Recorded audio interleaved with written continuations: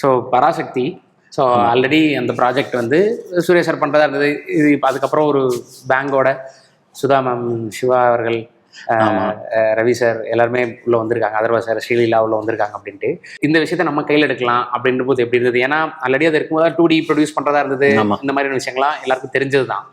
So அதை நம்ம எடுத்து பண்ணலாம் அப்படிங்கும்போது எப்படி அது ஒர்க் ஆச்சு? ஆக்சுவலாக சுதா மேம் வந்து என் நேபர். என் பக்கத்து வீடு தான் அவங்க. ஸோ அது அப்படிதான் அவங்க பழக்கம். ரொம்ப ரொம்ப வருஷமாக அவங்க பழக்கம் எனக்கு.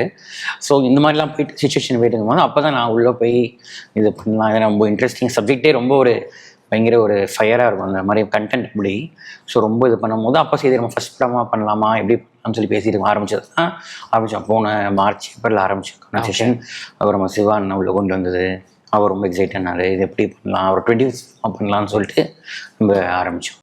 ஏன்னா அவரோட 25th ஃபிலிம் அப்படின்றது வந்து கூடுதல் ஸ்பெஷல். ஸோ அதை நீங்கள் ப்ரொடியூஸ் பண்ணுறீங்க. ஆமாம், ப்ரௌடாக இருக்குது. நம்ம அப்போ 2025 இருந்துச்சு. 20th படம் தான் எங்களுக்கு வேணும், ஒரு மைல் ஸ்டோன் ஃபிலிமாக எங்களுக்கு கொடுங்க அப்படின்னு சொல்லும்போது அவர் எங்கள் ஸ்கூல் மேட். ஸோ எங்கள் திருச்சிலேருந்தே இருக்கு அவர் பழக்கம். ஸோ நல்லா நாங்கள் ரெகுலராக நாங்கள் மீட் பண்ணுவோம், கிரிக்கெட்லாம் நாங்கள் ரெகுலராக ஆடுவோம். ஸோ நாங்கள் இது பண்ணும்போது கேட்டோம், நீங்கள் படமாக பண்ணித்தாங்க. அவரே ரொம்ப இன்ட்ரெஸ்ட்டாக இருந்தார் நம்மளோட கொலாபரேட் பண்ணோன்னு. ஸோ அவர் தான்